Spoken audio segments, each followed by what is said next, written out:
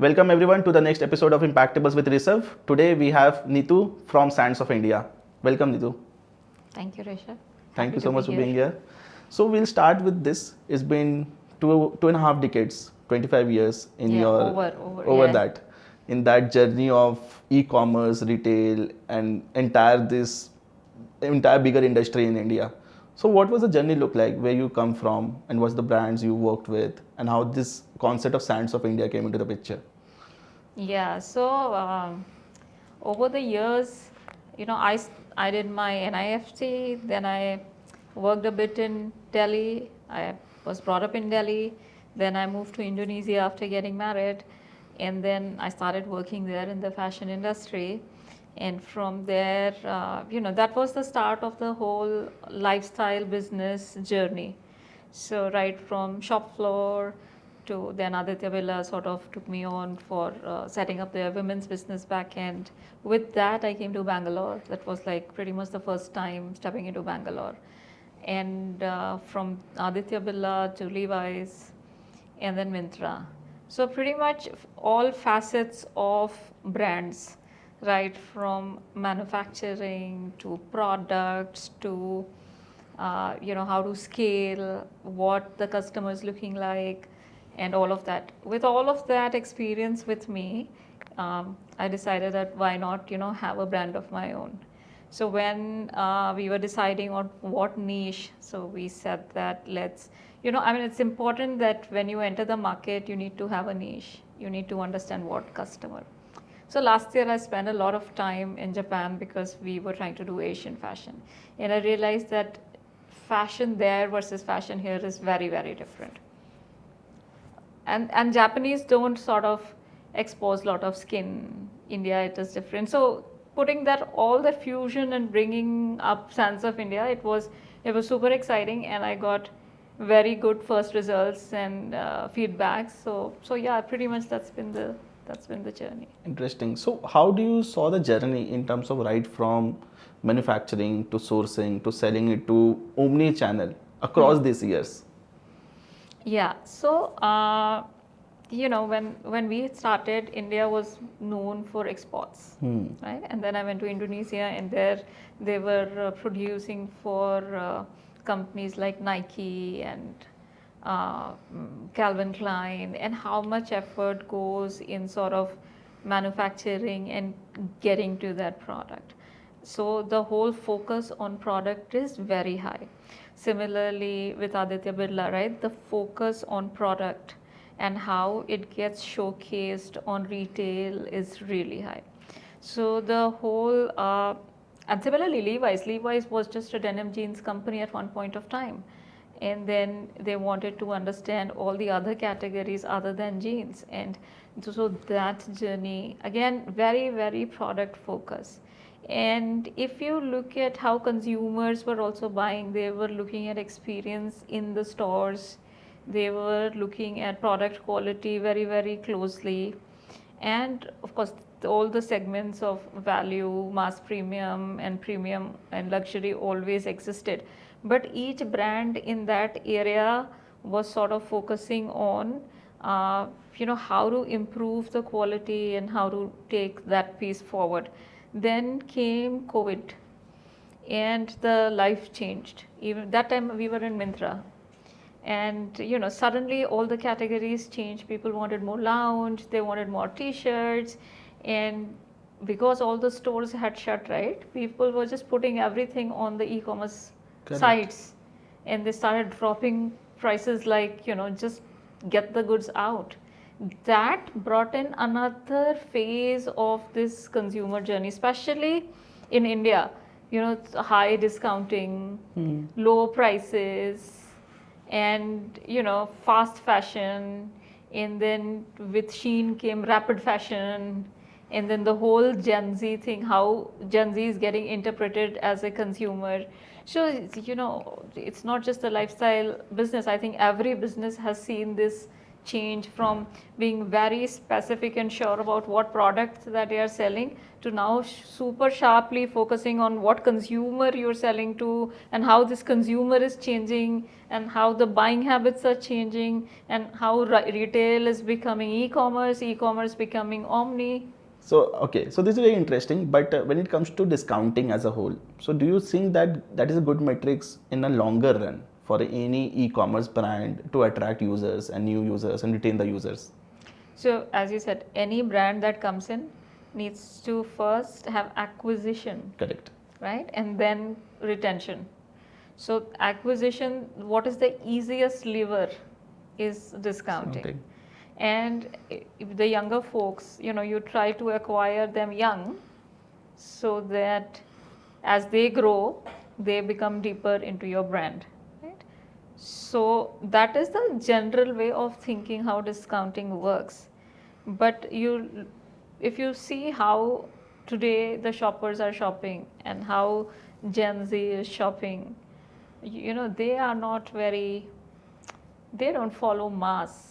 They are very individualistic in how Correct. they want to look, right? So if you produce mass, you're able to discount because you produce so much quantity, you get the efficiencies, you put it on discounting, people start buying, and on the street you see people wearing similar clothes. So, but what I'm trying to say is that buying habits are changing. That's the easiest way that anyone can think of for acquiring and getting into the market. But is it sustainable? Is the consumer wanting the same as they grow? As they grow, they want to look different from others. They want to wear better quality. The story of sustainability is coming through. You don't want landfills of clothes. Everyone wants to think that how they are contributing. So things are rapidly changing, but yeah, that's the easiest way of sort of get the business going. But then too, what happens in the larger brands also, they still, when they grow the brand actually, they still give that discounting, buy 4 get 3 free, or say something like buy 7 get 2 free. So but they also want, but similar clothes, similar patterns of clothes are there, but not in that bulk quantity. It's like in 10-15 pieces might be there, but still they do. So what's the thesis behind why those larger brands also keep doing this in the longer run? So the consumption pattern, Rishabh, is changing, right? Now there have been times when everyone has been hit by slower consumption, right? So you get left with the inventory. Now fashion business is something like fresh business. Like over time that product expires. People keep seeing the same product and then they wouldn't want to visit your store or your website, right? So how do you sort of get over with the inventory that is just still sitting with you? So you discount it and then you just want people to mass buy, take up your basket size. So they say you buy 2 get 1 free. So then that's the way you get done with 3, 4, 5, 10. You increase the basket size, you get your working capital back. Obviously everyone, depending on what stage of business they are deciding on what to discount, how much to discount. Is it an inventory strategy or is it a brand strategy? But over the years, like since for you, it's been 25 plus years, you have seen the offline retail first, then this e-commerce came at a huge scale, and Corona pumped up a lot. Then now Omni-Channel is the game. All these years, is there any common thing which you found in the e-commerce industry or something which you saw that this is one way to grow your brand in a very longer and in the longer journey actually?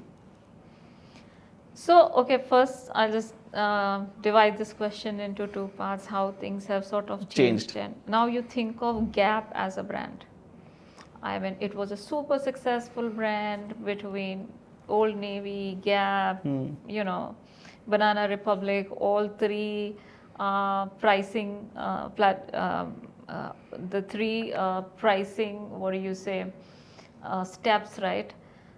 Old Navy was the cheapest, Gap was in between, and then BR was almost BTL, bridge to luxury at one point of time.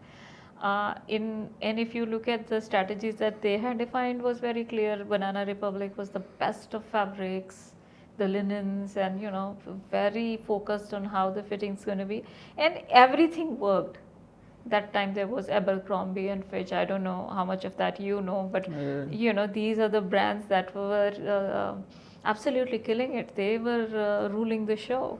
I mean, I'm talking about West because India at that time was not very brands had not developed so much in the country, right? And now if you look at all those brands, they're all legacy brands. Like they have slowly come down on the growth, and it's just too much of the same. And so everyone has a journey, right? Now they're focusing on their e-commerce strategy, omni, how do we do? Some of these brands are trying to revive and come back to where they were, but few things have happened. A lot of brands have gotten developed. There have been brands, in our country, which again started the same way, looking at the West, that extremely conscious on what fabrics, and then they realized that people are just wearing and for so many wears, and then came the phase of fast fashion. It started with H&M, it started with Zara, and it was like put all the pressure on supply chain, just make it faster and put it there. That became the case study, and then came this era of Shein, which was fast fashion plus extreme value. I mean, even for that time, H&M was value, but Shein was like extreme value. And then winning through e-commerce. Shein started winning through e-commerce, so that made people come to an e-commerce strategy. Similarly, in the country after Corona, it was e-commerce. So brands have transitioned. Customers have gotten accustomed to how things are. Customers have gotten at one point of time, we would say that e-commerce can never sell apparel. We used to say this. You don't touch it, you don't feel it, how do you buy it? My husband still says, I'm not very comfortable wearing, all this e-commerce. When brands come into these platforms, they downgrade the quality. I have seen it. He keeps saying this. And this might be the year 2010-15, na? Yeah, I mean, people would just say that apparel, how, right?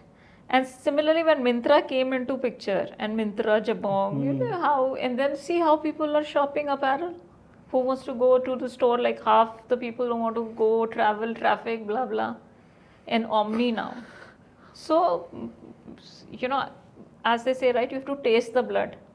Till you haven't tasted the blood, you don't know, what you're missing. So I guess that's But still, as an individual, like I see all the new age brands also, they have their offline presence now. But still, going to a store and purchasing clothes is always exciting as compared to when I purchase online. For me as a consumer, there are few things, like there will few products which I am always comfortable purchasing online because I know this, I know the size, I know the pattern, I know there are few things. But there are few things, like for example jackets, this I am wearing, for example, the trousers, etc. All this still, for me, I don't know for so many other people, I've seen my group of friends also, there are few particular kind of apparels we go and test, because this you need to check how it looks on you. Still that thing is there. So do you think that pattern got changed, or more the pattern got increased from this e-commerce to this? So everyone understood that this is the hitch, right? Okay. So the thought was here, right, between the companies also. Now, how do we get the consumer to overcome this hitch? So what is the hitch? I'm not sure of the product that I'm going to get. So what do? Easy returns, no cost returns. That is how you get the customer to become, arey, this is even better, I'm just trying here, throwing it, and immediate refund, like refund in 3 days. So initially people are always, if there is a new brand or a new site, people are very wary of, should I do prepaid? So always the first thing is everyone wants to do COD. COD. Yeah, and then they want to test easy returns, how easy, how quickly the money comes back, what is the navigation in the site. So these are the few things, but once you get used to it, you get used to it. But there is that pleasure of shopping which comes from the stores. I mean, especially for women, right? I mean, you try, you see three things, there's impromptu buying, blah, blah, blah, which still exists. Now, I will just move away from apparel and tell you the story of how the whole the movie theater thing moved, right? Now, when we were small, there was this video at home culture. Correct. That box CD used to come. Yeah. So, and then we grew up with that. That, who's going to go to the hall? Like with mom, etc., they were always going for first show and stuff like that. Remember, my mom would always say that we used to go every Friday for first show, etc. And then with us, it was like video. And then as we grew up, then suddenly the whole thing of going back to the halls, then eating that Multiplexes. popcorn, that multiplex, all of that sort of came back. So I'm saying everything has its phase, right? Sometimes you want experience, sometimes you want convenience, sometimes you're in a hurry. Now, quick commerce, even in apparel, it's like 60 minutes delivery on apparel. And there is now try and buy. He will wait outside. Now, nobody is thinking too much on how my financials will work, but it's just an acquisition that let people, wear at home, comfort of home, try, give it back. But in the economic wise, for a brand, any brand who is selling on multi-channels, which is omni-channels, offline, online, quick commerce, and this try and buy, 4 things are there as of today. Which are the most profitable one and which gives them the more output? I know the answer, but still, if you can explain the economics out here. See, everyone also has a channel strategy. Right? So, all the large brands have their stores there. They know which are profitable. Some stores are profitable, some stores are not profitable. So, obviously, people shut what is finally not profitable. Then there is e-commerce, a lot of now with the tools, etc., your inventory gets optimized. So, the same thing is visible across. So, that is, now you see, for store, if I am a high value brand, and for me, Metro is my key point of sale, and I'm into stores. Now, tier 2 is also spending. So, is it viable for me to open a store in tier 2, or should I give them access through e-com? So, e-com is a simpler answer, at least to start and get the pulse of the consumer. So, each, in whatever stage of your life, that brand is, has its own strategies with respect to stores and with respect to e-commerce. It is not that you can become super big with just running with one. Ultimately you need more channels, you need people to see you in your flagship state, right? So you have flagship stores to showcase. But for me, it is easy to do e-commerce first and get the pulse of the consumer, to understand what is he looking at, to understand what products are doing well, and from there on, expand and see how. Understood lot of things around the e-commerce industry as a whole, but it's been like more than 25 years working with different corporate brands, now running your company. But what does it take to build a brand and sub-brands or multiple brands and multiple bigger companies? Like, what's the process of growing the brands? So, so in an organization which is very large, I was in Levi's at one point of time. So, the hierarchies are established. The decision making is a very specific way. People generally do not like that these, change in methodology. It is something which has existed and is proven. Then think of, when Myntra was starting up, and everything was like ground zero. From there to first think of, what brand. So you have to understand that what is the white space. Is there a clutter in that space? What are the price points are you going to play on? What type of niche are you going to run? Where the clutter is less. How will you acquire customer? I mean, if you have a platform like Myntra, then it's easy because people are in any case using it. But if you are a brand on yourself, then how will you acquire the customer? How will you retain the customer? What price point is ticking? What product categories are ticking? And how are you differentiating from the rest? So many things, and one by one, you start sort of taking, okay, this I have gotten to, people have started, the traffic has, for Sands of India,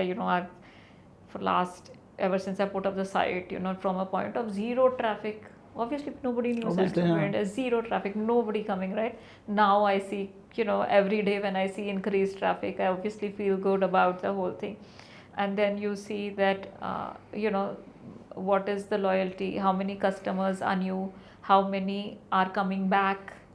That gives you confidence that people are coming back. You keep looking at constantly what are the reviews. As a consumer, you never realize, right, that your reviews are something that somebody is actually Reading it. wanting to see it and see that how it is. But now I see that how many reviews I get, and how many 5 stars, how many 4 stars. I launched in US. I realized that there was some sizing that people there are bigger, and they said, oh, it's such a beautiful garment, it's not fitting me here. And people have put up videos, and I love the way, I mean, they could give me just 3 stars, that's okay, because of the fitting, but I immediately put it on that PDP saying that the sizing needs to be reviewed, please look at size charts, do not buy without reviewing the size chart. So the whole journey starts with those small. First is, how are you presenting yourself? Are you satisfied with how you're presenting yourself? Are you good with the quality that you are bringing forward? Then every single metrics, and every single day looking at those metrics and seeing that yes, you're growing to that extent or not. Interesting. But over the years, while you kept on doing all this, you as an individual might have seen a lot of things within yourself as an individual. When you understood the market, you learned a lot of things, you understood that how things work. What are top 2 or 3 things which you always feel like this all things helped me grow as an individual in my career? So I will digress a little bit. I'll tell you about me as an individual, right? From the time that you're in college to you marry someone, and it is those inputs also come to you, both obviously on personal front but also on professional fronts, because he is also a professional, and we would have these conversations on how things are changing, and as a consumer, as a business, etc. And then your kids happen, and the world is very varied, that how are you going to function. You're just going to have a child, and how will you be able to travel, and that sort of they challenge you in I mean, I felt like almost, even though it wasn't very direct questions, but I felt that I am being challenged, and like I got to prove myself. And each step, right, you want to prove. And even in the school, saying that teachers themselves, who are working women themselves, asking you as a mother, oh, I understand you've not been able to give time to him, and you've been working all along. And I'm like, excuse me, right? So of course, all these challenges and how you overcome, of course at that time it feels a little bit, but later you get more and more confident on how you are and the kind of person you are becoming, right? And as the kids grow, they also, because this generation doesn't really, I mean, we were a generation who listened to our parents also, and we are a generation who listening to our kids also. But I mean, they also tell you that no, this is not right. It's not that, because in the corporate ladder you have grown, and you expect everyone to follow you, and people actually do. They don't question you too much. You're at a very senior level. Whatever you tell them, you do. But you come home, and all the questions are being asked, right? And then I will tell you, was one day, I mean, my husband was outside the country for a few years, and it was just me, my son, and I had a very small daughter. My kids are like 10 years apart. And my son got off the school bus, and he saw a Shih Tzu dog who was abandoned on the road. And he took some money from some auntie, I don't know how, took an auto and went to a vet. And here I am trying to come back from office, and I'm like, where are you? What is it? Just come home. He says, but I'm with a vet, but I can't come home because I have a dog. He said, I don't want the dog, but I have a dog. So I said, okay, you come home with the dog, and you just come. Because, I mean, and he came with a small Shih Tzu who was, somebody had just dropped him on the road, and he had all those flea injections, etc. And he was shedding all the ticks and everything. I'm like, keep him away. But he was, from that day, I mean, obviously transitioned into a different person, but I just started loving animals so much. A person who would never have a dog. So now you have Shih Tzu too? He passed away Okay, after sorry. being with us for 10 years. But, there was another dog. I was coming from a party and a small, tiny Indie came under the car. So obviously we braked and the Indie was safe, but she was trying to see that there is shelter there on the Okay. main road. So we thought that if we leave her here, then definitely she'll come under someone else. So we'll manage that tomorrow. It was past midnight. Just to put her in the car and got, and then nobody. We didn't feel like giving her to the shelter, and then she chewed away all our furniture, and all the furniture was from Bali, and nobody came to foster. So she also became part of the house, and then there was this cat. A Swiggy driver had run over the cat and the eye was out and the jaw was crushed. Just took him to the doctor. Doctor said, I don't know what's going to happen. I said, okay, you try your best. He went under surgery for an hour and a half and was a strong boy, recovered. One eye, of course, he lost.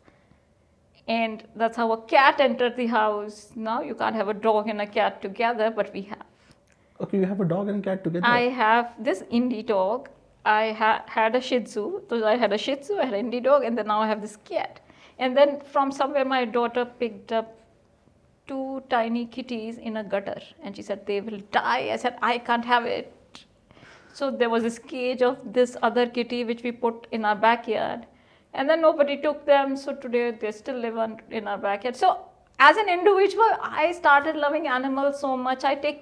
I just love going home now and just seeing them and just being with them. They are such, now I hear that dogs take away negative energy, that cats bring in prosperity, all of that aside. But I have become a completely different person. My mom says, what is this, a rescue center? And then, my husband now is also not in the country. He has moved to Jakarta. And then I have all these animals and I have a startup. And I have my team in this, and I had my daughter who was taking her 10th exam. I was loving it. So all these years now, since you as a mother, whatever conversation today, as of today, you have with your kids, because what conversation we had with our parents is very different, because in traditional family, house working woman, and my mother is that. So my mother is not that much educated. But when it comes to you have seen world in terms of work, in terms of culture, in terms of how people see. Whatever conversations you guys have with your children? So they keep questioning me. I keep trying to answer them. And very interesting conversations, because my son has now started working. Okay. So he's in US and he is into com science and software. He's a software engineer. My daughter is taking her, she just took her 10th, now she's in 11th. And they are also so many years apart. So, managing the teens and, how this generation, generally so much on social media, so much of knowing everything, right? So if I tell them that do it like this, they're saying, no, have you Googled it? Have you Googled this? Mom, it's not how it is. And I'm like, okay, you Google it, you check. So now the way of conversation is very different, right? I send them reels, which I get. Okay, and then the reel will say, please sleep on time, 8 hours of sleep is super important, it heals you, eat this, don't eat junk. Because if I say anything, then, all the hormonals and all the triggers happen. So I send them reels. And then the other day my son says, this reel that you're sending of this Chinese monk, Mom, do you know it's AI? I'm like, really? Is this AI? He says, you are super gullible, anybody sends you anything. So it's, how life has changed, because everything is on their fingertips. They know a lot of the world, which we listen to our parents because we thought that, that's how the knowledge was getting transferred. But for them, knowledge transfer is just ChatGPT. So, it's actually really beautiful, because you continue to grow whatever age in your life. I've traveled the world. I have seen, like you said, different cultures. I know how, Indonesians behave, how Chinese behave. I've had American bosses, and but this whole thing which we learned through various people is now coming to them on the media. And world says don't go with social media, but I also think that if I just take it away from them, then maybe they will also miss out on a few things, because I think this whole thing gives you an opportunity to keep growing as a person. And in today's world, it is super important to keep learning throughout. I think age gets a lot more equity than it should, right? And I mean, the day we start thinking that, okay, it's done now, this is how things are, and then life changes again. So, of course, one, life teaches, so the wisdom comes in. One, people sort of through media teach, and then, so it's just continuous learning across. Interesting. So last piece actually I want to touch upon that you have been also advising and mentoring few of the e-commerce brands. Like which all segments you try to improve their metrics, or you focus to scale or help them? Any startup where you're working in growth or early stage startups mostly?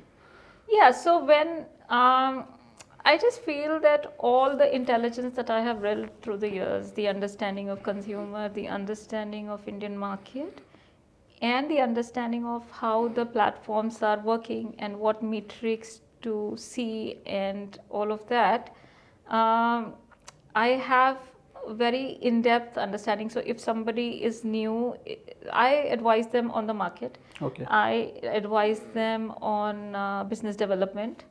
I advise them on revenue growth. So there are, if somebody comes on, my revenue is stuck and what should I do, etc., etc. So I advise them on the sort of marketing. Rishabh, you have an agency running on all of that, but I also have good sensibility of what sort of influencers, where to go for what, and you do so much freelancing, and some of these things are best done freelanced, and people don't know where to go or what to do. Now that you've told me, I will also sort of recommend that.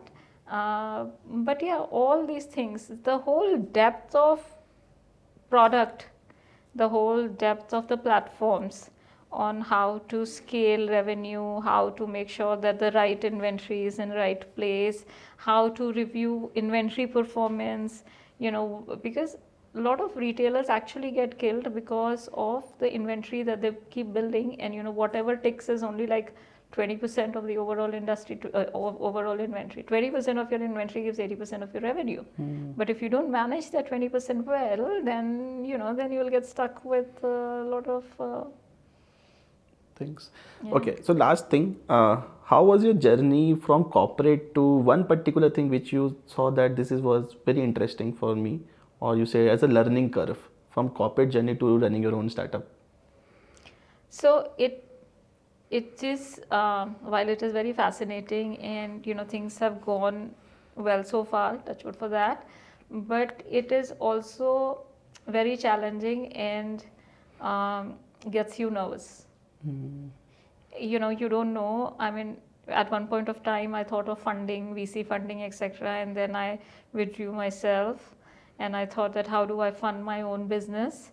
And then whether it is people, for the first year, literally I spent so much time understanding Asian fashion, and we thought that we will first have also Japan as a market, because when I studied, the Japanese consumption is almost same as Indian consumption. So they buy products which are good quality and high value, and the whole things, how the things settled was completely different from how we had envisaged in the beginning. So all that while you go that path and try to understand which is the right path, will this settle, will this not, financing. The co-founder that I had very different skills compared to me, and we decided that it wouldn't work like that. So I mean, we're still friends, but then we took our own paths, and then he moved out of this, and I took my own this thing. So all these things are very unnerving at time.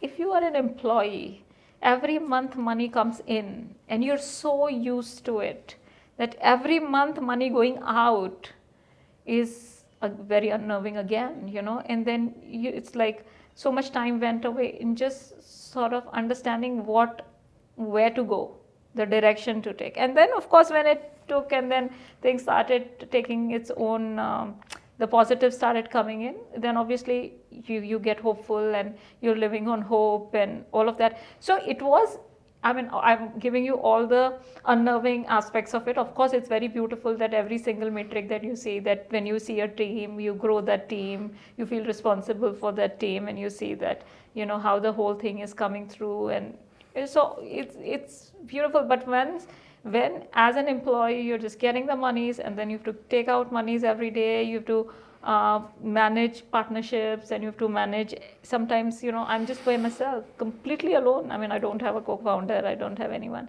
So as a very senior person in an organization, you have very high level people reporting into you. You ask them something, they make a report and they come out, it comes very quickly. But when you are employing, then you take the freshers because you're cheaper also. That's also one of the things. You can afford what you can and you want to maximize. And then all the small questions that they ask, and then sometimes it's like, you're supposed to know this, but then you feel no, we need to treat them a little differently. So all those are learnings. It's beautiful, but you have to be prepared that it will take its time. With this, thank you so much. Thank you so much, Rishabh. Thank you so much for being here, and it was lovely speaking with you. Same here.